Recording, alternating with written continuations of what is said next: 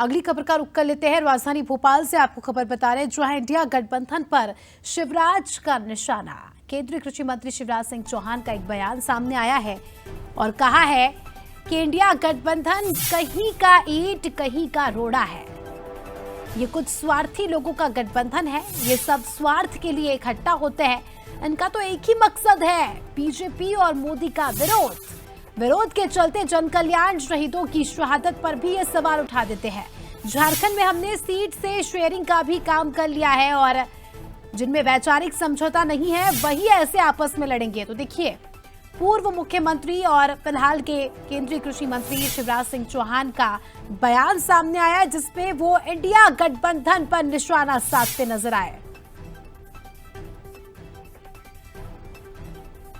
कहीं की ईंट कहीं का रोड़ा है और इसलिए ये स्वाभाविक अलायंस थोड़ी है। ये तो कुछ स्वार्थी लोगों का गठबंधन है जो समान स्वार्थों के आधार पर इकट्ठा होते हैं। इनके बीच कोई सैद्धांतिक सहमति नहीं है, केवल एक ही रट, मोदी जी का विरोध, बीजेपी का विरोध। मोदी जी के विरोध में अंधे लोग देश की प्रगति और विकास को भी बाधित करते हैं। ये लोग देश के विकास के लिए नहीं है, जनता के कल्याण के लिए नहीं है, लेकिन अंतर विरोधों से जूझ रहे लोग। चलिए, इस खबर पर हमारे एग्जीक्यूटिव एडिटर मनोज सैनी जी जुड़ चुके हैं, उनसे जानकारी लेंगे। मनोज जी, लगातार हम देख रहे हैं उत्तर प्रदेश की बात करें, महाराष्ट्र की बात करें, यहाँ पर सीट शेयरिंग को लेकर जिस तरह से हम देख रहे हैं इंडिया गठबंधन में किस तरह से तालमेल नहीं बैठ रहा है। अगर हम महाराष्ट्र की भी बात करें, थोड़ी देर पहले ही इनपुट आया था हमारे पास कि सीट शेयरिंग को लेकर कांग्रेस और शिवसेना उद्धव गुट में तकरार चल रही है और हो सकता है कि शिवसेना अलग से झगड़े। और ऐसे में जो है केंद्रीय कृषि मंत्री शिवराज सिंह का बयान सामने आया, जिसमें उन्होंने सीधे तौर पर इंडिया गठबंधन पर निशाना साधा और वो कह रहे हैं कि इनमें वैचारिक एक मत नहीं है, इनका सिर्फ एक ही काम है, बीजेपी का विरोध।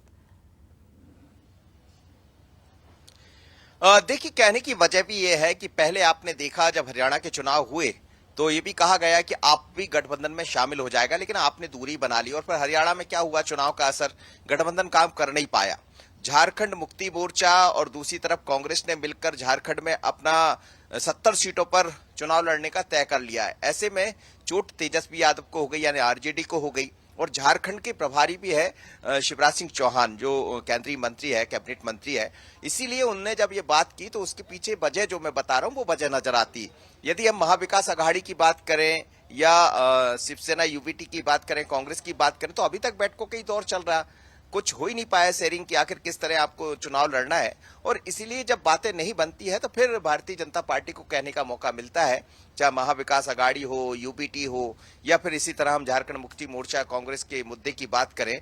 और भारतीय जनता पार्टी लगातार इस बात को लेकर हमलावर है, लेकिन चुनाव की तारीख तय हो गई है, ऐलान हो गया है, और उसके बाद यदि इस तरह की स्थिति इंडिया गठबंधन की तरफ से दिखाई दे रही है तो निश्चित रूप से बीजेपी को बोलने का मौका मिलता है। इसीलिए शिवराज ने तंज भी कसा है, निशाना भी साधा है, और दूसरी तरफ बीजेपी ने तो अपने प्रत्याशी घोषित करके सीट शेयरिंग कहां किसको लड़ाना है वो तय कर दिया, तो दिखाई तो देता है। अब ऐसे में कांग्रेस के साथ जो गठबंधन है वो कैसे आगे बढ़ेगा और कितने जल्दी तय करेगा, वरना बीजेपी को तो आगे बढ़ने का मौका मिल ही रहा है।